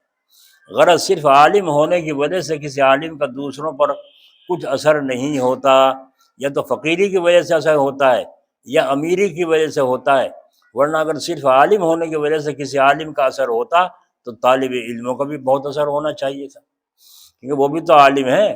اور میں دوسروں کو کیا کہوں، خود اپنے اندر بھی یہی حالت دیکھتا ہوں جو کیا فرما رہے ہیں حضرت۔ میں دوسروں کو کیا کہوں، خود اپنے اندر بھی یہی حالت دیکھتا ہوں کہ طالب علموں کی زیادہ عزت نظر میں نہیں ہے۔ اس سے معلوم ہوا کہ طالب علموں کی وجہ سے کچھ عزت نہیں کی، علم کی وجہ سے کچھ عزت نہیں کی جاتی۔ دیوبند میں کوئی رئیس آئے، بڑے مالدار آدمی، آگے بیٹھ گئے، حضرت مولانا قاسم نانوتوی نے کوئی توجہ نہیں کی۔ دو طالب علم کسی مقصد سے آئے، آ جاؤ، وہ بچے یوں ڈر گئے کہ بڑے آدمی بیٹھے ہیں وہاں، یوں پیچھے کھڑے، آؤ آؤ آگے کھاؤ، تمہارے طفیل میں تو ہم ٹکڑا کھا رہے، تم وہاں کھڑے ہو گئے۔ اور فرمایا خدا کی قسم ان جیسوں سے، ان کی طرف اشارہ کر کے کہا اس مالدار کی وجہ سے طرف، ان جیسوں سے دنیا بھر جائے قاسم پہ کوئی اثر نہیں، اور تمہاری ذرا سی تکلیف بھی مجھے سب کچھ نظر آتی ہے۔ یہ تھی ان کے دلوں میں قدر۔ ایک رئیس صاحب کے یہاں ایک طالب علم کا کھانا مقرر تھا۔ کھانا کیا مقرر کریں گے مالداروں کے، یہ اچھے خاصے کھاتے پیتے، میں طالب علم کو لگا لو اپنے یہاں۔ کھانا مقرر تھا طالب علم کا، وہ کسی کے یہاں امیر آدمی تھا، چونکہ اکثر اس کو وہاں انتظار کرنا پڑتا تھا، ابھی تیار نہیں ہوا بیٹھ گیا، اس لیے اس کو خیال ہوا کہ اتنا وقت طالب علم میں سوچتا ہے میرا بیکار جاتا ہے، اس میں اگر کوئی دین کی خدمت ہو جائے تو کیا اچھا ہے۔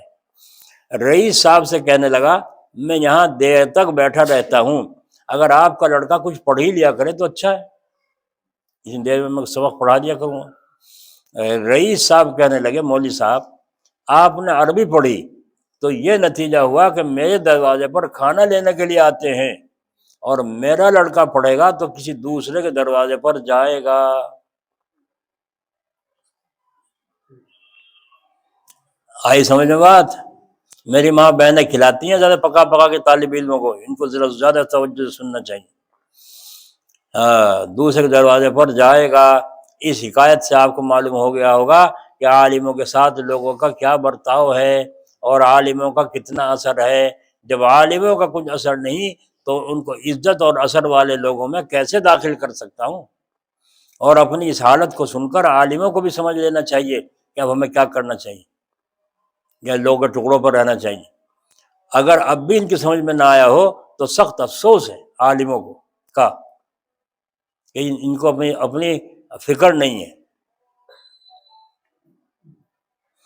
حضرت جلال آبادی رحمۃ اللہ علیہ کا واقعہ پہلے بھی میں نے سنایا تھا، تو وہاں دستور یہ تھا کہ 2 استادوں کا کھانا یا 2 طالب علموں کا کھانا ایک کے ہاں سے آیا کرتا تھا۔ زمیندار لوگ تھے، بڑے بڑے زمیندار، کسی کے 100 بیگھے، کسی کے 200 بیگھے، کسی کے 500 بیگھے زمین تھی، وہ زمانہ تھا ایسا، تو ان کے ہاں سے کھانا آیا کرتا تھا۔ 2 آدمیوں کا ایک کے ہاں سے کھانا آتا تھا، خوشی خوشی دیتے، پکانے والی نوکرانی بھی ہوتی تھی بعضوں کے یہاں۔ تو ایک حاجی جی کے یہاں جو بچے طالب علم کھانا لینے گئے، ٹیفن وغیرہ میں لایا کرتے تھے، وہاں لا کے دے دیا پھر جس سے جو وہاں کی ترتیب جو اس کے مطابق تقسیم کیا گیا، کھانا لے کر چلے گئے۔ جب چلے گئے تو باپ حاجی جی نے کہا بیٹی سے، بیٹی لے گئے کھانا وہ طالب علم؟ جی ہاں ابا لے گئے۔ تو وہ تو کافی دیر چلے گئے۔ اچھا، چاروں طرف کو دیکھ لیا اور تو کوئی نہیں سن رہا، اور دیکھنے کے بعد لڑکی سے کہا بیٹی دیکھو 2 آدمیوں کا کھانا جاتا ہے پتہ بھی نہیں چلتا، 2 آدمیوں کا کھانا جاتا ہے پتہ بھی نہیں چلتا، اگر اس سارے کو اکٹھا کر کے 1 سال میں اکٹھا کھلائیں تو ایک بھیڑ نظر آ گئی ہے نا۔ 2 آدمیوں کا روزانہ 360 اور 360 کتنا ہو گئے 720، تو 720 میں کتنا آدمی کی بھیڑ ہوگی؟ تو اگر ایک دن میں کھلاویں تو ایک وقت میں کھلاویں تو کتنی بھیڑ نظر آئے گی، لیکن اب 2 آدمیوں کا کھانا جاتا پتہ بھی نہیں چلتا کہ ہاں ابا جی اب تو کچھ پتہ چلتا نہیں، چلو خیر کچھ نہیں۔ اب پتہ نہیں حضرت کو کس طرح کس پتہ چل گیا اس بات کا، کشف ہو گیا یا کسی نے شکایت کر دی، کچھ پتہ نہیں۔ بس حضرت نے ایک دن صبح کو فرمایا کوئی صاحب کسی کے ہاں کھانا لینے نہیں جائیں گے، سب کا بند، سب کے ہاں سے کھانا بند۔ اب کوئی کھانا لینے نہیں گیا۔ اب وہ حاجی صاحب آیا کہ حضرت وہ کھانا رکھا رہا، بچے ایک طالب علم کھانا لینے ہی نہیں گئے، آج کیا بات ہوئی پتہ نہیں، کھانا لینے رکھا رہا، انتظار کرتے رہے گھر سے کھانا نہیں۔ حاجی جی اب کسی کے یہاں سے بھی کھانا نہیں آئے گا، میں نے سب کے یہاں سے بند کر دیا، میں نے سب کے یہاں سے۔ دیکھو عالموں کو اپنا سوچنا چاہیے، ہائے ہائے ہائے، اب سے 45-46 سال پہلے یہ واز میں نے پڑھا تھا، آج پڑھ رہا ہوں۔ تو حضرت نے فرمایا میں نے سب کا بند کر، وہ حاجی جی کا حضرت چاہے سب کا بند ہو جائے ہمارا نہیں بند ہونے کا دیکھا، چاہے سب کا بند ہو جاؤ ہمارا نہیں بند ہونے کا کھانا۔ تو حضرت نے کیا فرمایا، حاجی جی کیوں نہیں بند ہوگا، ذرا حساب جوڑ کے تو دیکھو، سال بھر میں بھیڑ کی بھیڑ نظر آتی ہے۔ وہی کہا جو انہوں نے کہا تھا گھر میں۔ اب حاجی جی چپ کہا تھا نا وہ چپ۔ جب گھر میں آئے بیٹھی، جب یہاں میں تجھ سے بات کر رہا تھا کوئی تھا کہ نہیں؟ تو طالب علم میں تھے یہاں کہ نہیں؟ وہ تو پہلے چلے گیا تھا کتنی دیر پہلے، پھر حضرت تک بات کیسے پہنچی پتہ نہیں۔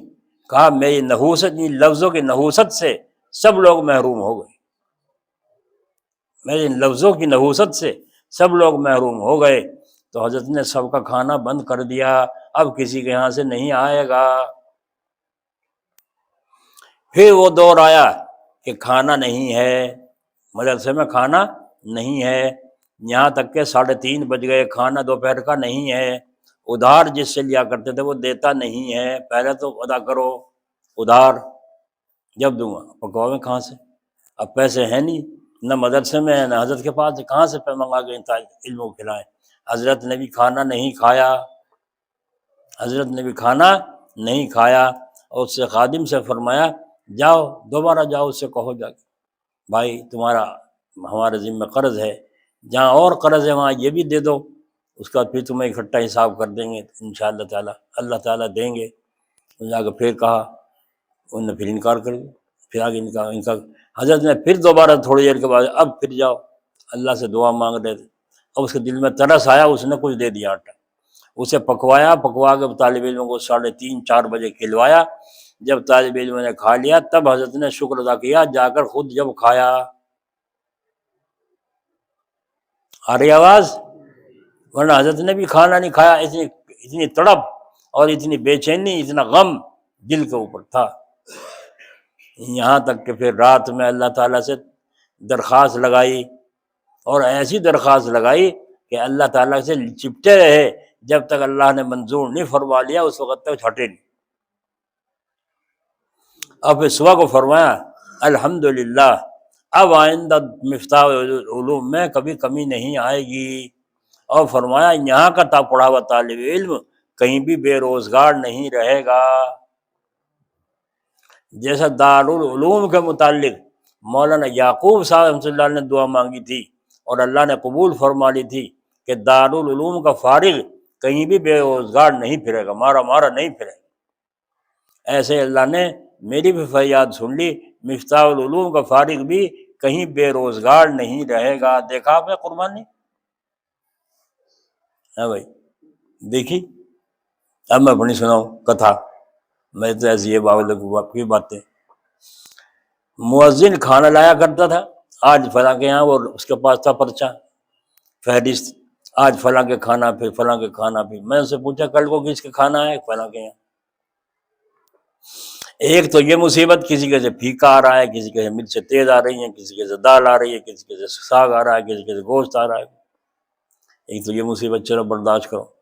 دوسرا یہ مصیبت، تو وہ جو صبح کو کھانا لایا تو برتن متولی کے، میں کہی تو برتن کسی اور کے ہیں، تم جو کہتے کھانا وہاں، ہاں وہاں گیا تھا، پھر کیا ہوا؟ انہوں نے کہا ہمارے تو سب وہاں جا رہے بیاہ میں۔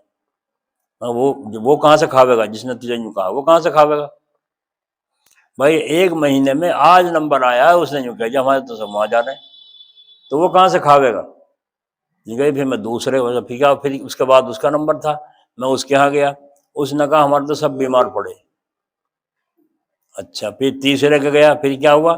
اس نے یوں کہا ہمارا تو اتوار کو نمبر آیا کرے، آج کیسے نمبر آ گیا؟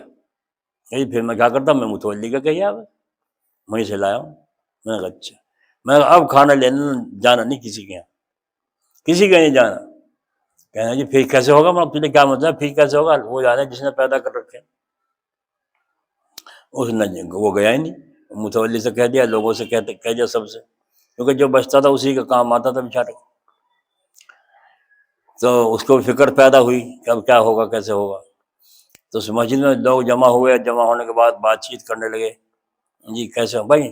کہا ایک مہینہ رکھ لو، ایک گھر میں ایک مہینہ کھانا رہے گا، ایک مہینے کے بعد وہ بتا دے دوسرے کے یہاں ہو جائے، ایک مہینے تک اس کے یہاں سے آئے گا، تجھے یہ تو ٹھیک رہے گا؟ میں نے کہا نہیں، میں نے کہا نہیں۔ کہنے لگے پھر کیسے کرو گے؟ اپنا پکاؤ گے؟ میں نے کہا یہاں میری گھر والی بیٹھی ہے جو پکاوے گی، میں اکیلا تھا جب، مگر یہاں کہاں سے کون پکاوے گا؟ کہنے پھر کیسے ہوگا؟ میں اٹھ کے مسلح سے کمرے میں چلا گیا، مجھے نہیں پتا کیسے ہوگا کیسے نہیں ہوگا، ہوگا یہ پتا ہے، ہوگا کیسے ہوگا یہ مجھے پتہ نہیں، میں جانے کا ہوں نہیں یہاں سے، یہ بس یاد رکھیو، چاہے بھوکا رہوں مروں گا نہیں، کیونکہ کسی کا بھیجا ہوا آیا ہوں، میں اپنی مرضی سے نہیں آیا۔ بس حاجی یوسف صاحب اللہ تعالیٰ ان کی قبر کو نور سے بھرے، چلو اپنا گھر، چلو اپنا گھر۔ میں نے کہا چلو تو صحیح، بات تو کچھ طے کرو پہلے، اب ہو گئی طے، کیا ہو گئی؟ کھانا ہمارے یہاں سے آ کرے گا، بس روزانہ جاؤ، نہ مہینہ، نہ 2 مہینے، نہ 6 مہینے، نہ سال بھر، جب تک ہمارا چلتا رہے گا، زندہ رہیں گے، کھانا ہمارے یہاں سے آئے گا، بات ختم۔ تو ان کے حالات میں نے دیکھے، تنگی کے بھی آئے، لیکن کبھی ادب میں کمی نہیں آئی۔ تیل کا پراٹھا بنا کر اور شکر رکھ کر، چٹنی رکھ کر، ادب کے ساتھ لے کر طواق میں مسجد میں لے کر کے آیا کرتے تھے۔ میں دیکھ لیتا تھا کہ ہاں چٹنی بھی ہے اور ساتھ میں اچار بھی ہے اور شکر بھی ہے، اتنی طرح ادب کے ساتھ نہیں ہے گا، جو ہے اس میں تو کنجوس پنا نہیں کیا۔ اب رہ گیا ناشتے کا مسئلہ، ان کے یہاں بھی دیر میں، مجھے عادت تھی اشتاق پڑتی کھانے کی، ناشتے کی، چائے وغیرہ۔ میں اب کیسے ہو؟ اب وہ ان کے یہاں سے میں نے کہا حاجی جی ناشتہ کا تو نپتا نہیں کام، تمہارے یہاں آئے 9:30 بجے، 9:30 بجے 10 بجے تک کون انتظار کرے گا ناشتے کی؟ پھر دوسرے کے یہاں کیا، وہاں بھی یہی، تیسرے کے یہاں ہوا، وہ بھی یہی۔ میں نے کہا چھوڑو اسے، ناشتے کو چھوڑو، ناشتے کو بھی اللہ تعالیٰ کو منظور ہوگا اس وقت کھلانا، اس وقت کھلاؤ گا، نہ دوسرے وقت کھلاؤ گا، جی چاہے گا کھا لوں گا، نہ جی چاہے گا نہیں سے۔ ایک آدمی بیچارہ، غریب آدمی، رشید نیل گڑھ، اللہ تعالیٰ اس کی بیچارے کی مغفرت فرمائے، کیسی محبت تھی اس آدمی کو ساری بستی میں، ایسا کوئی آدمی مجھے دوسرا آج تک نہیں ملا، کہ کام کر کے آتا جنگل سے، آ کے بیٹھ جاتا، بس مجھے دیکھتا رہتا، مغرب کے بعد بھی وہیں بیٹھا رہتا ہے، اتنی کمر کا پکا تھا، اب بس بیٹھا اپنا اللہ اللہ کرتا رہتا، بیٹھا رہتا۔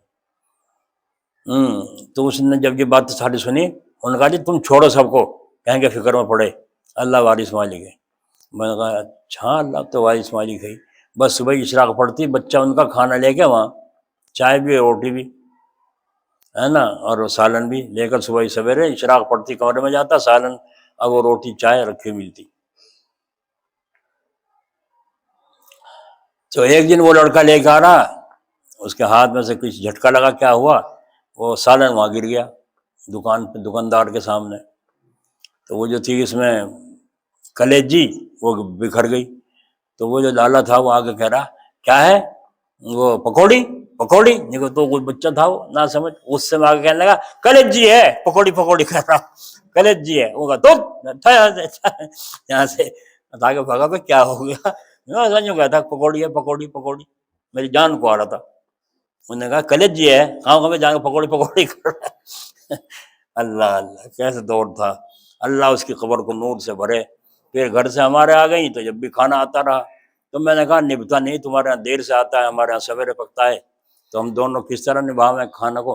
تو پھر ہم نے کہا اب تم بس رہنے دو حاجی جی, اب کھانا گھر ہی پک جایا کرے گا, دونوں ایک وقت میں کھا لیا کریں گے. پھر اس کو اس طرح پھر اب آج تک رمضان شریف میں سحری افطاری کا کھانا انہی کے یہاں سے آتا ہے بغیر کہے, ماں دودھ کے, پورے مہینے رمضان کے بغیر کہے. وہ کہیں اچھا وہ تو بند کر دیا تھا انہوں نے میرے کہنے سے, لیکن رمضان کا نہیں چھوڑا, آج تک بھی آتا ہے. تو اللہ تعالیٰ دینے والے ہیں, کوئی اور دیتا ہے؟ کون دیتا ہے؟ اللہ. زبان نہیں جمع خرچ اللہ. پھر ڈنڈی کیوں مارتے ہو, جھوٹ کیوں بولتے ہو, دھوکہ کیوں دیتے ہو جی, لالچ کیوں. یہاں ایک امام صاحب آئے تھے ادھر مسجد میں, تو وہ کھانا 2 جگہ کہلوایا. اب کسی لوگ مقتدی نے دیکھا, کہنے لگا حافظ جی کھانا کا 2 جگہ کیوں کہلواؤ, کھانا کا نمبر تو وہاں تھا. یہ بیٹھا تاجو ہنس رہا ہے نا, 2 جگہ کیوں کہلواؤ کھانا. تو کیا کہہ رہا حافظ جی, ابھی ایک جگہ کا اچھا نہ لگا تو دوسری جگہ کھا کے پیٹ سے بھر لوں گا, بھوکا مروں گا یہاں سے نہیں, وہاں بیٹھی یہاں. وہ چپ سیدھا لگا مقتدی, ایسا جواب. اثر میں 3 رکعت پڑھ کے سلام پھیر دیا اور تسبیح پڑھنے لگا. لوگوں کو نہیں کرے خوش پوچھ وہ دیکھ رہا, اسے پتہ تو تھا کہ 3 ہو گئی, غلطی ہو گئی, دیکھنے لگا ان کی طرف کو. اب وہ تسبیح پڑھ, لوگ اب کانا پھوسی کر رہے ہیں, ہاتھ اٹھا دیے. جب ہاتھ اٹھا لیا دعا مانگ, تو جب ایک نے کہا 3 ہوئی, دو نے کہا ہاں 3 ہوئی, اور بھی تائید کریں, تو کہنے لگا حافظ جی 3 رکعت ہوئی. میں چپ کرا. جب انہوں نے پھر کہا حافظ جی 3 رکعت ہوئی, میں منہ بات پہ گئے, کہنے 3 ہوئی تو کیا اپنی ایک ایک پڑھ لو, اور جب 3 ہوئی تو ایک ایک اور پڑھ لو اپنی. جیسے تمہارا لینا دینا ایسے تمہاری نماز. وہ کہے گا اپنا کمرے میں جا لیا, کچھ بھی نہیں ہوا, کچھ بھی نہیں بول رہے. جاہلوں کا ایسا ایمان ہے, جاہلوں کا ایسا ایمان ہے. مگر تم تو اپنا ایمان ایسا نہ بناؤ عالموں, تو اب بھی ان کی سمجھ میں نہ آیا ہو تو سخت افسوس ہے. اپنی اس حالت کو سن کر عالموں کو بھی سمجھ لینا چاہیے کہ اب وہ کیا کریں. اگر اب بھی ان کی سمجھ میں نہ آیا ہو تو سخت افسوس ہے. خیر میں بتلاتا ہوں, ان کو بالکل بے تما رہنا چاہیے. اجازت فرما رہے ہیں, میں بتلاتا ہوں کیا کرنا چاہیے عالموں کو. ان کو بالکل بے تما رہنا چاہیے. امیر لوگ دنیا لے کر تم سے بے پرواہ ہو گئے, تم دین لے کر ان کی دنیا سے بے پرواہ ہو جاؤ. میں خدا کے بھروسے پر کہتا ہوں, اگر عالم دنیا داروں سے بے پرواہ ہو جائیں تو اللہ تعالیٰ ان کی غیب سے مدد کریں گے. بلکہ یہی دنیا دار جو آج ان کو ذلیل سمجھتے ہیں, اس وقت ان کو عزت دار سمجھنے لگیں گے. اور یہ دنیا دار خود ان کے محتاج ہوں گے, کیونکہ ہر مسلمان کو جس طرح تھوڑی بہت مال کی ضرورت ہے, دین کی اس سے زیادہ ضرورت ہے. چاہے وہ عالم یا جاہل رئیس ہو یا غریب ہو, ورنہ وہ مسلمان ہی نہیں. اور یہ ظاہر ہے عالموں کے پاس ضرورت کے موافق دنیا موجود ہے. 3 وقت کا نہیں 2 وقت کا ہوگا, 2 وقت کا نہیں 1 وقت کا ہوگا. اور دنیا داروں کے پاس دین کچھ بھی نہیں ہے. دنیا داروں کے پاس دین کچھ بھی نہیں ہے. ابھی ان کے گاؤں میں گئے تھے حافظ جی کی, ان کی بہن کا نکاح تھا وہاں پڑھانے, تو وہاں نکاح پڑھانے جب بیٹھے تھے ایک آدمی کچھ کہنے لگا, یوں کریں بعض لوگوں کو یوں نہیں پتہ یوں نہیں پتہ.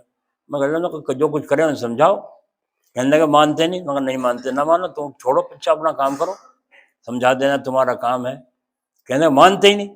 مگر جب تم ہی نہیں مانتے اور کون ماننے گا. وہ جب دوبارہ اس نے مجھے غصہ آیا, جب تم ہی نہیں مانتے کہ ہم کیا نہیں مانتے. میں نے بتا ایمان میں کتنے فرض ہیں. اب چپ, پیچھے کھسکنے لگا. پیچھے کہاں جا, یہاں بتا ایمان میں کتنے فرض. جب تجھے نہیں پتا تو ان کی جان کو آ رہا ہے ایک غلطی ہو جانے پر, ایمان میں کتنے فرض ہیں, بس پیچھے ہٹ گیا. یہ حالت ہماری. تو دنیا داروں کے پاس دین کچھ بھی نہیں, تو ان کو ہر کام میں عالموں کی محتاج گیری ہوگی, زندگی میں بھی اور موت میں بھی. نماز میں بھی روزے میں بھی اگر کوئی کہے مجھے دین کی ضرورت ہی نہیں تو وہ مسلمان ہی نہیں ہے نا۔ اگر کوئی یوں کہے مجھے ضرورت نہیں مولویوں کی اور دین کی مجھے ضرورت نہیں تو وہ مسلمان نہیں۔ غرض ایک وقت ایسا آئے گا کہ دنیا دار خود عالموں کے پاس آئیں گے، بس عالموں کو بالکل بے پرواہ رہنا چاہیے، اللہ تعالیٰ کے دین میں مشغول ہونا چاہیے۔ ہم لوگوں میں ایک بڑی کمی یہ ہے کہ اللہ سے تعلق پیدا نہیں کرتے۔ اللہ تعالیٰ سے ہم کو تعلق ہو تو کسی کی بھی پرواہ نہ رہے۔ البتہ میں عالموں کو بدخلقی کی اجازت نہیں دیتا۔ دو کیا جملہ، کیسا واضح ہے، اللہ اکبر۔ عالموں کو بدخلقی کی اجازت نہیں دیتا کیونکہ بعض بے پرواہی کو بدخلقی سمجھتے ہیں۔ ہمارے حضرت حالم داد اللہ صاحب رحمۃ اللہ علیہ امیروں کی بہت خاطر داری کرتے تھے۔ دیکھو بے پرواہ رہنے کو بھی کہہ رہے ہیں عالموں کو، اور ان کی خاطر داری کرنے کو بھی کہہ رہے ہیں۔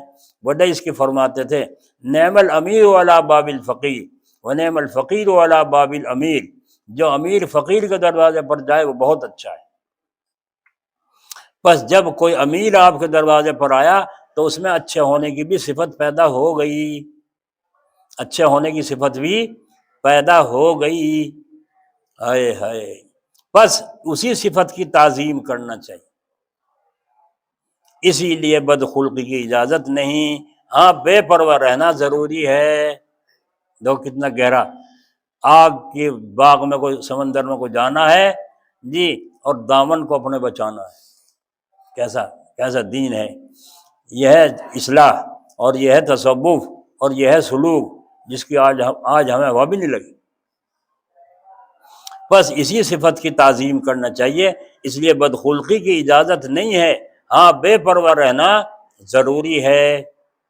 اللہ تعالی ہمیں سمجھ نصیب فرمائے اور اپنے فضل و کرم سے توفیق نصیب فرمائے اور ہمیں قبول فرمائے۔ مولانا الیاس صاحب رحمۃ اللہ علیہ، اللہ ان کی قبر پر رحمت فرمائے، وہاں گنگوں میں جب ہم گئے، اس میں شیخ عبد القدوس رحمۃ اللہ علیہ کے مزار پہ گئے تو وہاں مسجد میں نماز پڑھی تو وہاں انہوں نے دکھایا، وہاں کے لوگوں نے، کہ یہ ہے وہ کوٹھڑی کمرہ جہاں حضرت مولانا الیاس صاحب رحمۃ اللہ علیہ نے چلہ کشی کی تھی، اور یہ ہے وہ جگہ جہاں پر آ کر حضرت شیخ ذکر رحمۃ اللہ علیہ یہاں کچھ دن قیام کر کے اللہ کا ذکر کرتے تھے۔ تو ان کی صحبت کی برکت سے اللہ تعالیٰ نے ان کو کیسا قبول فرمایا، یہاں تک کہ جب مولانا الیاس صاحب رحمۃ اللہ ذکر فکر کرتے رائے پور جاتے تھے اور وہاں سے جب آتے تھے تو یوں فرماتے تھے میرے دل پر، روح پر گرد و غبار سا جم جاتا ہے، اس کی صفائی خانقاہ میں رائے پور جا کے کراتا ہوں، یعنی اللہ کا ذکر کر کے وہاں ضربیں لگتی ہیں زور سے کرتا ہوں، اس کی صفائی کراتا ہوں۔ اور جب وہاں سے آتے تھے ایک دن اسی حال میں خواب دیکھا، اور خواب میں کسی کہنے والے نے یوں کہا کہ وہ من جانب اللہ بات تھی، یعنی یوں کہا کہ ہم تم سے کام لیں گے، ہم تم سے کام لیں گے۔ اب حضرت بڑے فکر میں، انہیں تو فکر کام کی یہ تھی کہ کسی طرح میرا اللہ مجھے بخش دے، مجھ سے راضی ہو جائے، اور کوئی مطلب نہیں۔ اب ہم پروگرام بناوے لمبے چھوڑے کچھ بھی نہیں۔ اللہ تعالیٰ جو چاہے راستہ وہ خود پیدا کرے گا، تم مت چلو۔ میں صبح کہہ رہا تھا فجر میں کہ تم مت کہو کہ ہمیں وہاں پہ اللہ نماز کھڑے ہو کے نہیں پڑھی، تم کیوں کہتے ہو؟ تم تو کھڑے ہو کے پڑھو، رعایت ہم دیں گے، تم باقی بیمار ہو، تمہاری کمزوری ہے، بیٹھ کے نماز پڑھ لو، ہم تمہیں آسانی دیں گے، تمہاری طرف سے مانگ نہیں ہونی چاہیے، ہم چاہیں گے تو تیمم کی اجازت دیں گے، تمہیں اجازت نہیں ہے کہ تم تیمم مانگنے لگو ہم سے۔ سمجھ میں آئی؟ تو ابھی تو ہم اللہ والے ہی نہیں بنے۔ تو مولانا الیاس صاحب فکر مند کسی بزرگ وجہ مجھے رات یوں ہوا، یوں کہا کسی نے، تو مکے پہنچے عمرے کے لیے، حج کے لیے، وہاں کے عالم و بزرگوں سے بات بتائی تو کسی بزرگ نے ان سے کہا کہ تمہیں کیا فکر چڑھی، تمہیں کیا فکر چڑھی؟ کہا جی یوں ہوا۔ انہوں نے یوں تو کہا ہم تم سے کام لیں گے، جو کام لیں گے وہ کر دیو، بس غم میں کیوں مبتلا ہوئے؟ بس پھر خوش ہو گئے۔ ہاں باقی جو اللہ تعالیٰ چاہیں گے۔ پھر اللہ نے کیا کام لیا؟ الہام فرمایا یہ دعوت تبلیغ کا کام ان سے جاری ہو، اللہ نے لیا۔ اور یوں فرمایا کرتے تھے مجھے سوتے کو نہ اٹھایا کرو، بلکہ یہ فکر رکھا کرو مجھے سونے دو، کیونکہ سونے میں میری دعوت تبلیغ کے مسئلے بہت حل ہوتے ہیں، ہے نا، یہ فرمایا تھا۔ تو اصل چیز ہے اللہ تعالیٰ سے تعلق جوڑنا، جب جڑ جائے گا وہ تمہیں جس قابل چاہیں گے قطب بنا دیں، ابدال بنا دیں، صاحب خدمت بنا دیں، اور نہیں تو کچھ بھی نہ بناویں، بس اللہ راضی ہو کے جنت میں داخل کر دے، یہ سب کچھ ہے، اور کیا چاہیے؟ پڑھو لا الہ الا اللہ محمد رسول